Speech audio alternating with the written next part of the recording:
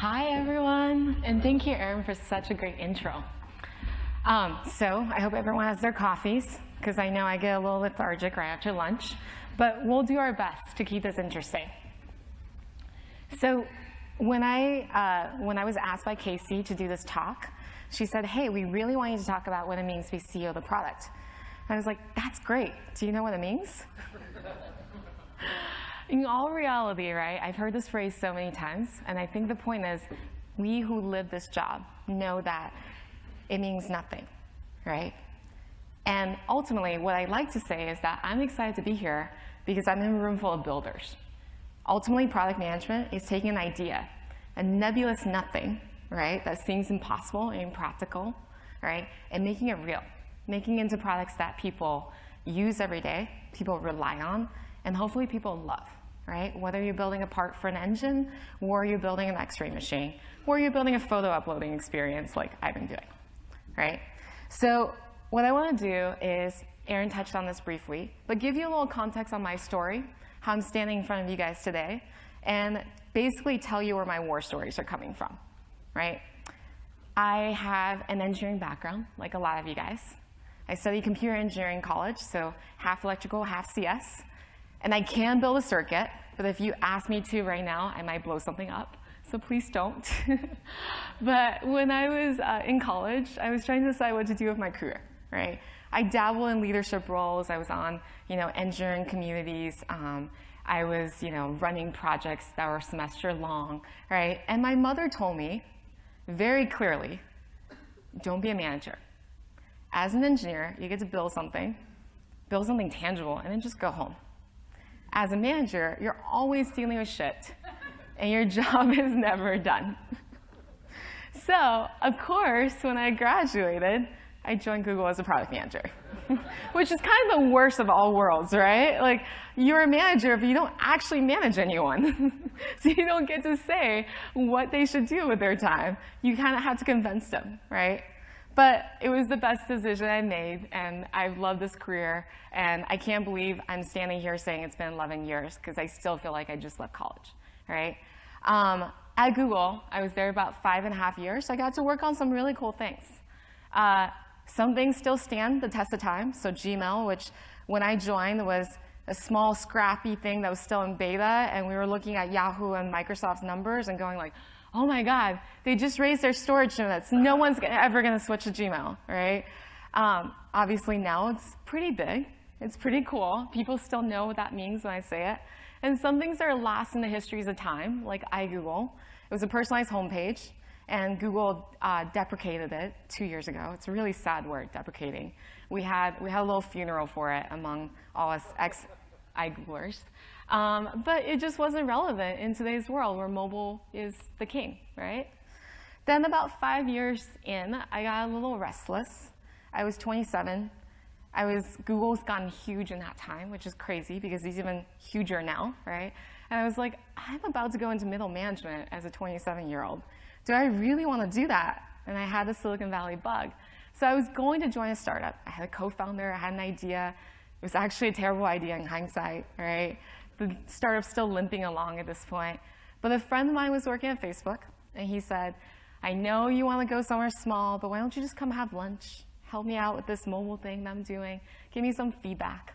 So I ended the day in Mark Zuckerberg's office, which is a giant glass bowl. He always likes giant glass offices. I still, to this day, don't know why. And he was drawing a graph on the board to convince me it was the optimal time to join Facebook. The graph has something to do with control and impact, right? So it was the perfect time in the curve, according to him. I don't know how he got his numbers, but he was clearly very convincing because I was there for another 4.5 years. And then when I joined Facebook, the product management org there was less than 10 people. And this is a picture of, I think, a year before I left. So it 10x'd in that time, right? And I got to work on some more cool things. I would say that probably the most interesting experiences at Facebook were ones that you probably don't think about when I talk about my work or my career. I spent the first 2 years working on mobile at Facebook. So you guys may have some empathy for this. Everyone knew mobile was the future, but the mobile team was less than 20 people altogether. So design, engineering, PM, BD, marketing, whoever we could call mobile, the part-timers, 20 people, right? So how do you take the future to a company that was growing exponentially on the web, take a company full of web engineers and designers, and turn them into someone who thinks about mobile first? The good news is everyone knew it was important. The bad news is we had no idea how we were going to get there. And I would say that there were quite a few failures before Facebook finally figured it out. And obviously they have, right? But I didn't build a lot of products in that time. I built mobile newsfeed. I built many different versions of the app, but they were just Facebook, right? I learned so much during that time. I don't know if you guys remember, there was a time on Facebook when you clicked on a newsfeed article, right, just any article that catches your attention, suddenly a story would be generated. Rose just read that Miley Cyrus got a new tattoo. And you were like, oh God, that's horrifying. I didn't want my friends to know that. I don't know what happened. So that was the Open Graph project. And that was something I stepped into to clean up, right? So I got to come in at the peak of what we called ReaderGate and help figure out how we're going to take this product forward. So lots of fun experiences. My last job there was being the head of photos and trying to take something that people understood so well, where we were the market leader, and say, how do you innovate, right? And fun and interesting things came out of that, which we'll talk about later. So about 5 years in again, guess what happened? I got itchy. I was in middle management at that point. I decided it was cool, but I had other stuff I wanted to do. So I entered startup world for real. And this time I joined a hardware startup that was trying to take something physical that you take for granted and make it digital. So in this case, it was clothing. So it was workout clothing that when you put on had sensors, right, and a Bluetooth device that told you what muscles were working and how hard it was working. And then there was a mobile app experience that tried to help you work out better and train better and be healthier, right? This is a company of less than 50 people. It was the first time I dealt with hardware. I actually sort of understood when you guys said margins. That was like my first time, using that word. And I was the VP of product there for a year. After a year in startup land, a lot of things can change, our business model changed, and I decided that it wasn't the right place for me. So these days I spend a lot of time talking to a lot of different startups and going breadth first instead of depth first, and using these 11 years to hopefully help people avoid some of the pitfalls that I've experienced firsthand, or seeing firsthand. So that brings me to my one truth about product management. It's really hard. So we talked about the glamour of the job. We talked about how new grads get like googly eye when they hear product management. I'm sure you have, kind of like the grass is greener on the other side from engineers, from designers who are like, why do you get to sit there and make the decisions, right? What do you know? I actually build this stuff. But honestly, the job is really hard, right? It's tough to be good at product management because you're really juggling 5 jobs. We never just do one thing, right? We're always trying to do 5 different things or a dozen different things at once. You have all the responsibility and not all the control. That's just true, and it will always be true in this job, even when you're managing. It's actually worse when you're managing because you're trying to give your team some freedom. So you're like, God, what do I do now, right? And there's always this struggle between being really audacious and thinking about I want to build the next impossible thing, and then worrying about failing. And not so much yourself failing, right? Because, look, I'm pretty resilient. I fall, I get up. But when you're a good product manager, you take on the weight of the team, right? Even if they don't report to you, you take on the weight of everyone who you work with. So it can be tough, right? So let's just start with the basics. What is this job? What are we doing, right? When I first heard the term CEO of the product, I was working at Google. I was 22. And my only real comparison for CEO was Eric Schmidt. And as you can see, we look nothing alike. And I did get to work with Eric on a few different things. I got to see him work because Google was small, and I got that opportunity. And I had an inkling that as much as I admired Eric's leadership style, that if I channeled him in my meetings, I was not going to be successful. And that was not my job, right? So let's be real. What does it mean to be CEO of the product, right? I think the reason this phrase sticks around and the reason we use it in recruiting and we use it to explain to people what their job is because there are actually elements of being a product manager that is like being a CEO. These are 3 things that I take away from it. You have to communicate vision, right? That is what the product manager does. We take a lot of different people who worry about a lot of different things, who have totally different perspectives, and we try to tell them a story and the same story in their language and make them believe it, right? You're saying, here's where we need to go and here's why. And you repeat yourself over and over again until that vision sticks. And once that sticks, you have to set goals, right? You have to find a way for this big group of people who all do different things, who are all super smart, to understand if they're on the right track, right? It may be qualitative, it may be quantitative, it may just be a milestone, but you're setting the pace and the progress, right? And ultimately, you have to get it done, right? The irony is you don't write a single line code, you don't design a part, you're not, 3D printing anything, right? But you're responsible for getting it done. Somehow, somewhere, they don't report to you, but this is the job. And in some ways, those things are what the CEO does, right? They set a vision, they set goals, and they're responsible to the board for the performance of the company, regardless of who did the job or not, right? So that's the good news. We are a CEO in some ways. The bad news is the CEO has ultimate control over the org, the priorities and decisions, and we don't. Okay? So this is where I like to switch it up a little bit. I think that a good product manager is the janitor of the product. Okay, so not as glamorous. Maybe you don't want to be that guy. I also don't look anything like him. But hear me out. I think a good product manager, all right, I'm getting some good reactions. You guys feel it, empathy, is the shit umbrella for the team. So people are often trying to shield the CEO from shit because there's only one of them and there's a lot going on. So if you don't need their attention, right, and you don't need them to make that decision, then don't ask for that attention. Whereas for the product manager, you're the one taking on all the shit so that your team can focus on what they're doing, right? So the engineers can engineer, the designers can design, right? And the salespeople can sell. So that means going to meetings that you don't really want to go to, repeating yourself over and over again, assuring legal that it's going to be okay. It's really going to be okay, right? And even doing things like, I don't know, I bought, over way too many Rolos because that was the only way I could motivate an engineering team at that time. Remember, I'm working with really, really young engineers. And then 3 months later, they all had cavities, by the way. So that was not a long-term sustainable solution, right? But you guys know what I mean, right? We're the cleanup crew.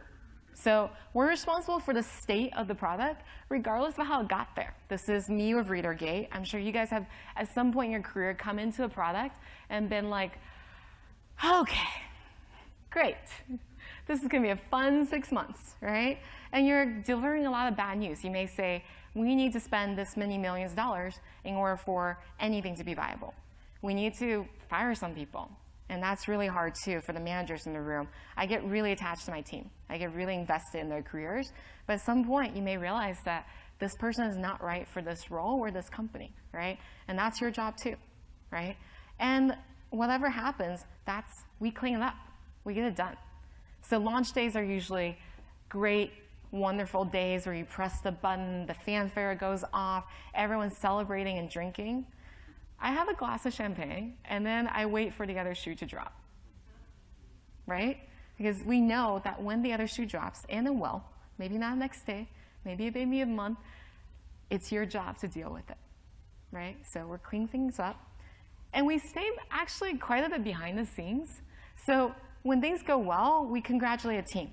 We try to get the engineering directors, the designers, the builders who did lock themselves into a cave and stay late and pour their heart and soul into something, right? To take that credit because they deserve it and because that's how we build the relationships we need for the next round of war, right? That's really what it is. And when things go bad, we go back to our shit umbrella role, right? So give away the credit and take the blame, right? So you can see why the janitor analogy makes sense, right? Obviously, when you think CEOs and janitors, like, they don't really feel like they should be the same person, but yet I have 200 some sitting here right now, right? And I think a great product manager manages to balance the two. You're a leader, but you're humble, right? You set a vision and you're inspiring, but at the same time, you're helpful and you're someone that people know they can count on when things go bad. And that's what we should inspire to be. So the other thing that people talk about a lot with product managers is the product visionary. Okay, so close your eyes. Picture this person going into a cave with a lot of whiteboards, because you need whiteboards in this cave, and they're just scribbling like mad, right? They get pizza delivered, they're scribbling on the board, you don't understand anything that's happening, and then maybe a day later, maybe a week later, maybe a month later, open your eyes, they come out and they say, I've got it. I've got the ultimate solution to all our problems. This is what we're gonna build. How many people have tried that? Okay, that's good. I tried it. It didn't work for me. There are certainly people like that in the world. I mean, I think we read Steve Jobs' biography and we think, wow, like, that's awesome. I want to go in the cave and come up with an iPhone, right? I want to break all the rules and convince people that I had the brilliant solution to the future. And as much as I want to be Steve Jobs sometimes, right, we just, it may not be there. And I think the cool thing is you don't have to be, right? There is a way to take all the responsibility and not have all the control, even if you're not, the next Steve Jobs and Elon Musk. And I think there's a way that's very real and very repeatable, and it relies on all the support of brilliant people that we have all around us, right? So my secret to this, to doing this role that is really hard, where you have all this responsibility and you don't get to tell people what to do, right? They don't have to listen to your number, right? Is people and data. So really simple, 2 things. Know your people, know your data, right? So let's start with people. When I was 12 years old, I went to a career workshop in my middle school, and we had to build resumes. At that point, I had 2 jobs. I did chores at home for candy money, and then I babysat my neighbor's kids for like $1 an hour, which like really seems like I undervalue myself. So I had to come up with this resume. I put under babysitting the ability to work with difficult personalities. It may have been a precursor to my future career, actually, when you think about it. So we love our teammates, we love our colleagues, we love people, right? Or we wouldn't do this job, because honestly, hiding behind a desk building something is more fun if you don't love people, right? But people are difficult. They're harder than any engineering problem I've ever encountered.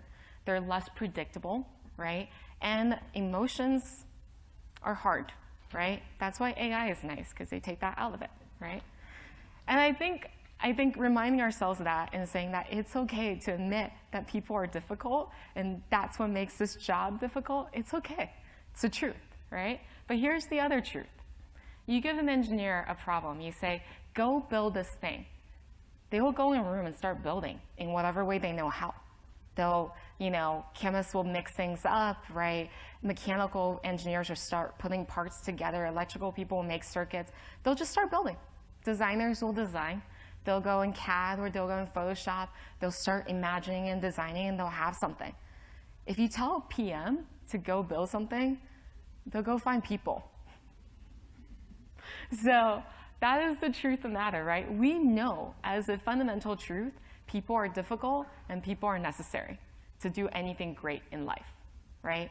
And so this is just a snapshot of my last team. I was a VP there, right? So I was on the exec team, I went to the board meetings, and these are all my peers. I managed less than 10% of the company directly, right?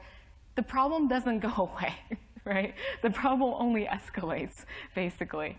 And the key thing is to not think about it as a problem, but as, an opportunity.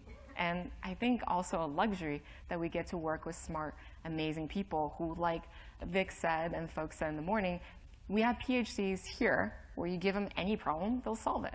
That's awesome, right? There was a saying that stuck to me by Ben Horowitz. He runs one of the largest VC firms. And he said, A company's history can really be divided into wartime and peacetime. And I think a product's history can really also be divided into wartime and peacetime. And so my advice on the people side is take advantage of the peace times. So my favorite times in the product cycle is when I just join a team and I have a month where I am a blank slate. I don't have opinions. I like photo sharing. I like APIs, whatever. I like clothing. That's it. That's all I have. And this is a time where I get to know everyone on the team and get to know them on a personal level. And I think the other thing is treat those times as sacred. Make new friends. Don't just make allies, make friends, right? Get personal. Know what they do outside work. Know that they love Rolos, because that might come in handy someday, right? And be yourself, right? So that when you are in the war times, you look at each other, you'll find the best intentions and the best in the person that you're sitting across with, right? Even if you're negotiating budgets. The other thing is actually really listen, be open-minded. So think about that blank slate place. This is where you get to be creative and you get to say, yeah, give me your ideas. Tell me what's going on. Don't make any decisions, right? But just listen and see if you can be helpful, right? And I won't harp on this too much because it seems like the vibe here is pretty collaborative, right? You guys get it. Just be nice to each other, treat each other like people, and especially when you have the luxury of doing it and you don't have to make fast decisions, right? Let's talk about data. So I think when I say data, the first thing that comes into everyone's mind is our numbers, right? Like graphs and spreadsheets and, margin sheets and, optimization curves and all that kind of stuff. Oops, let me go back for a second, giving away the ending. But I like to think about data as a little bit broader than that. So which is really like, what type of information can you keep in your head to help you make better decisions about your product? So the numbers are important. I usually wake up every morning when I'm working on a product with my cup of coffee and my dashboards. The numbers may look the same day to day, they may not, but I like to make sure that I know what's going on that day. And there are always about 3 to 5 key stats that I'm sure any of you can rattle off about your product and your business. Like, even when you're drunk at 2 a.m., right, and trying to find your way home, right? Whatever it is, they're just ingrained in us. And that is so amazing that we have the ability to have real-time information right now, right? But the other thing that I found super useful, and that I used to kind of dismiss, is that emotional and qualitative data. So the idea of actually knowing who your users are and watching them use your product. Now, I've worked on products where that is a little easier, right, to connect with. So I've been on two-way mirrors watching people use Facebook and Google, and I've been so frustrated and sad because I thought that we designed this experience perfectly, and I just wanted to pound the window and say, click the big blue button, or click the big green button, or whatever it is, right? And I've never been more motivated in my career than like right after those sessions, because God, these are real people whose problems I just saw and I can solve, right? And I can go back and really say like, look, it's very obvious that 3 to 5 things are just really hard about our product and that we should fix. Now, this is certainly harder when you're building, wind turbines and jet engines, but I always say find a way to create that emotional connection to the person who uses your product every day, right? Maybe it's a factory chore. Maybe it is, I think in healthcare, the x-ray example is awesome, right? Maybe it's just carrying around the x-ray for an hour or 10 minutes. Seems like 10 minutes did it, right? And find that way to connect with your user. And by the way, if you think, the power plants and the jet engines are hard, I've had to build multiple products where the target audience are teenagers. Whew. Yeah. Nothing makes you feel like you're old than being in a room with teenagers talking about social networks, trust me. So find that way to find that emotional and qualitative connection, and don't get lost in numbers. And then the other thing I want to encourage everyone to do here is know the market. And I don't mean the market just in your competitors, which are probably things that people do anyways and that are fed to you, honestly, continuously through your work. But know what's going on in the broader world. Know some of the stuff that Tom's talking about. When I looked at some of the stuff you guys are working on, I think AR and VR, right? I think how awesome would it be when X-rays can be, taken and manipulated with these crazy new technologies. Now it's 5 or 10 years down the road maybe, but God, if you are just curious, and you guys all are because you're doing this job, and you are engineers, right, by training, then you won't mix the next boat because you'll be so excited to jump on there, one foot's already across the landing, right? So be curious about the world, be curious about technology. Don't limit yourself to just your products or your silo, right? It's so easy to do, I guarantee it. And it actually took me going out to the startup world or having to hire. Actually, that really helps. When you're a hiring manager, you kind of have to look broadly to really learn that, right? And then the other thing before we leave data is I want to talk about being aware of the local maximum. So this will also come in handy as we talk about goals and setting intentions and having vision. So I was the head of photos for Facebook, and I had to do this exercise where, you set your yearly goals, right? You say, like, you're going to present this to Mark, and you're going to say, here's what we're going to do in 2016. So I had my team do the bottoms-up exercise. Some very, very smart PhDs with stats degrees told me that the market is naturally, organically growing by this much, and this is what number I should predict by the end of the year. And then my team, who worked really hard and brainstormed a lot, told me that they had these 3 or 4 ideas that could have a potential impact of Y. So I added X and Y together. I did some other fudging, which you always do. I pushed the team one way or another, and I came up with a number. I think it was like 10%, right? It's a mature business, right? So I went to Mark and I said, I can grow photo sharing by 10%. Well, we can grow photo sharing by 10% by the end of 2016. He looked at me, he said, well, how'd you come up with these numbers? So I explained the graphs and the up and down, whatever, and my fudging and how I pushed the team really hard. He said, Snapchat's growing 100% every month. Go back. So I think the point is, and sometimes we don't get that reminder. We don't get that kick in our butt, right? Because sometimes we just don't have that luxury. So you have to be that person for your team and for your industry, right? I loved what you were saying about not being a commodity product. There are no commodity products, right? There are no mature markets. There's just something waiting for innovation. So beware of the numbers and beware of the data and trapping yourself into local maxima. Because I've done it and then had to go back. And that actually, the funny story is that is where Moments, which is an app you may or may not have heard of, it's a private photo sharing app, came from. It's Facebook saying, and me and my team saying, private photo sharing is huge. We can do more there. Okay, so if you do all this right, you may not be the visionary, but I think we can all be the glue for our team, right? And this is the person that pulls all these disparate disciplines together, that pulls all these different personalities together, right? That gets everyone on common ground, and that people go to not because they have to, but because they want to. Because they may not have the depth in exact formulas for, how this engine is going to work, but they know just enough of everything that they're making connections that no one else is making. And this takes work, guys. This is not about the magical genius going into a room and seeing those connections. This is about doing your hard work on your numbers, on your users, on your market, and pulling it together and doing that deep analysis and spending the time to do that. And if you do it right, the glue is just as powerful as the visionary. Okay, so let's talk about that struggle that we just kind of talked about, right? How do you be audacious, and how do you not fail? Or how do you deal with failure? I think to not fail is a fallacy, right? We're all gonna fail. It's okay, it just happens, right? But how do you fail gracefully, and how do you learn from your failures is probably the right questions to ask. So this took me a long time to learn, but I think everything starts with an intention. And I like the word intention because I think vision and goals are kind of overused.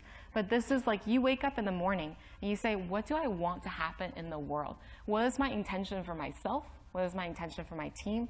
What is my intention for the company, right? And let's talk about a really great intention that just got put out in the world.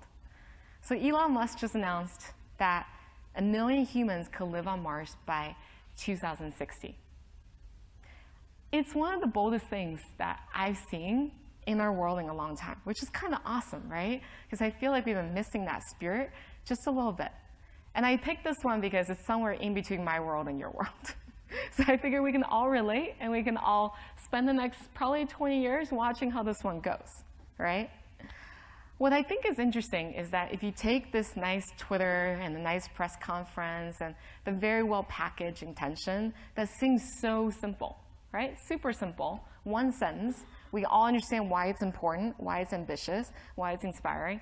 And we go to the rooms at SpaceX where people are really tired. They've just been blowing up rockets. They've been launching rockets. They've been landing them, kind of landing them, right? As far as I've heard, they work 80-hour weeks, right? So there's some product managers in that room. There's some engineers in that room. There's Elon in that room. And they're like, OK, what are we going to talk? What is our goal as a company? What is our intention for the world? And some people probably said something like this. Let's win. And some people probably said, OK, let's just go to Mars. That's winning, right? I mean, we make the analogy all the time. If something is hard, you might as well be going to Mars, right? I think that was said today at some point. Someone might have said, OK, guys, let's get a little more specific. Let's go to Mars by 2060, right? But you guys have all been there, right? You've been to that point where you're like, it's so obvious, right? And then you put these intentions out there, right, with your team, with your colleagues, and you're not getting the results you want. Suddenly, there's just all sorts of drama about what does it really mean to do this, what is really important, right, and how are we going to get there, right? You're like, OK, back to the drawing board. Then you go the other way. Let's launch 10 special whatever rockets by 2060. I guarantee you all have some crazy code word in your head right now for your thing that is going to change the world, that is your special baby, right? That's the thing. Someone might have been a little pessimistic and said, let's get a person on Mars and make sure they don't die. You guys seen the movie? Matt Damon had quite a few close calls. I love that book, by the way. And then someone might be like, no, let's be data-driven about this. Let's increase our chances of success by 10%. 10 is a really good number. Everyone understands it's round, right? So I'm not making fun of the people at SpaceX. I mean, they're brilliant, and I can't wait to see what they do in the world. But I'm saying that we've all been down these traps, right? We've all put out goals and intentions that were too vague or too specific or too reliant on a technology or on a special path that we care a lot about, right? And I think that we should really think about what is a great intention, right? It's audacious and inspiring. When I was doing this exercise at Facebook, I had a management coach, and she said, you should put it through this test. What if blah, blah, blah was true in the world? If you said that sentence, right, and when you said it, people said, well, it's already true, right, then it's not a great intention. If you said it and it feels like, I don't know how I feel about that, like, I'm not sure, right, it doesn't matter, then it's also not great, right? So the idea is, what if 1 million human beings can live on Mars by 2060? Majority of people would say, holy shit, that'd be awesome, right? And now we don't always get the luxury of having cool, shiny headlines, right? Sometimes what you're working on is specific and maybe only exciting to people who know that world, right? But think about what it means for a room full of people that you work with every day that love and understand and live and breathe your product, and you put that intention out there, what should their reaction be? And if they're mad about any part of it, then you're not thinking big enough. The other thing is focusing on the end state and the why instead of the what and the how. It is very, very easy for us to focus on the what and how because we're planners. We already see the path to the end, so we just want to talk about how we get there, right? And we get so focused on, we are going to make, increase, for instance, if you have something like increase traffic to Facebook.com by 100x. Who cares about Facebook.com, right? Why is that important, right? Think about what it means to figure out where you want to go, regardless of what technology happens. If some innovation happened that would cut costs by 50% from the 3D printing industry, obviously you guys will all take advantage of it and abandon whatever other ships you're on, right? We're nimble. A good intention is specific, but not minutia. So sometimes I want to write things that are a paragraph long, maybe 2 paragraphs long. Sometimes I call them one-pagers. That's called cheating. You should be able to repeat a sentence and have people go, yeah, I want to do that. Mission statements and intentions are not one-pagers, they're not paragraphs. And finding that sentence is really, really hard, right? So let's be clear, I'm not saying this is easy. And it should have, being very practical and being a product manager, a clear time horizon and a metric for success, right? I think the ideal time horizon are in the years, not in the 6 months. It should be something that sustains for a while, right? And that's where you can take the what and the how out of it and focus on the end state. So, 1 million human beings live on Mars by 2060. Let's see how this one goes, right? I want to talk a little bit about what happens when you have that intention. So, I hate repeating myself. I hate it because I feel like I sound like a nag. And I hate it because I feel like I'm underestimating the intelligence of the people around me. They're really smart. They heard me say it. Why do I need to say it again, right? And I've said this to multiple managers, and I'm like, we're in a new world. It's cool. It's like documented in 50 places. There's a wiki, there's a doc, there's a presentation, there's a video, there's a Facebook post. Like, I don't know. Do you want me to put it on Twitter too? Might be leaking some information though, right? But I found that over and over again, this is actually pretty important. So Sheryl Sandberg used to do this in Facebook. Every meeting she's in, she would start the meeting, regardless of what the topic is. It's usually something to do with ads, so it kind of is relevant. She'll say, so before we get started, we're here to make sure that Facebook is an amazing experience for both advertisers and our users. And whatever we do today, whatever decision we make today, I want you to think about it through that lens. Highly, highly repetitive. Imagine there's a few people who are basically following her around the whole day. So they get to hear this like 7, 8 times a day. But it changes the lenses where people have that meeting. And it changes the lenses people make that decision. So when you have that intention, repeat it over and over again. I bet there's some product manager at SpaceX right now saying, we're here so that in 40 years, 1 million people can live on Mars. So how are we going to build this rocket, right? And I think just be okay being repetitive. And when someone says it back to you and own it like they came up with it, then you know you're done. Then you can stop repeating it because other people will do it for you. Okay, so that was my repetitive repetition thing. So here's what happens when we have that intention. We're product managers, so we automatically start planning. We have very specific plans. We have milestones for the next 5 years, 10 years. But we all know that no plan survives contact with the enemy, right? And this is a tough one because especially for the engineers in us, you have such specific details and visualizations and how you're going to get to promised land, right? So I'm here to tell you, hold on to the promised land, hold on to where you want to go, but let go of everything else. And this is where we talk about how do you have all that responsibility and not all the control. It's when you open up the world for other people to help you. It's when you let go of the details and you say to people, hey, we've all agreed that we're going to promised land. I'm just going to keep using that. But tell me how you think we should get there. Here's like one route that I planned out, right? Do you think it'll work? Do you know any shortcuts, right? Can we make it? I know you need to stop in Cleveland first, so maybe we can like make some detour together, right? And pick up something that will speed us up along the way. I think the analogy you get, right? But when you're working with your colleagues, with your partners, with other parts of the organization, which you may not talk to very often, right? Try to let go of those details, try to be open-minded, but never let go of where you're trying to go. And that's how you avoid the local maxima, right? And then the other thing is pretty obvious, but hopefully your meetings look less like the right and more like the left. I may be switching it up, but I think you get the point. You want more coffees and conversations and beers and less negotiations that look like the UN or Trump versus Hillary. Okay, my only Trump joke, I promise. So let's talk about failures. So a month before Elon announced that he was going to put 1 million people on Mars eventually, his rocket crashed in a fairly public way, right? And it was like, whew. I can't imagine what it felt like on the inside, right? Because there was so much build in this company for last year, right? And a public failure is really hard. How do you do that, right? How do you think about that?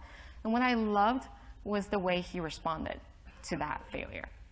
So there was no blaming. There was no, well, someone in QA messed up, right? There was just a lot of curiosity. There was genuinely like, hey, world, we're curious too, and here's what happened, here's what we know.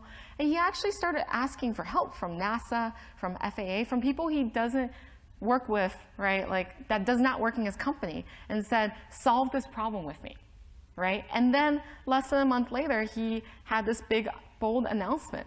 Did not back down, right? Did not back down because of failure.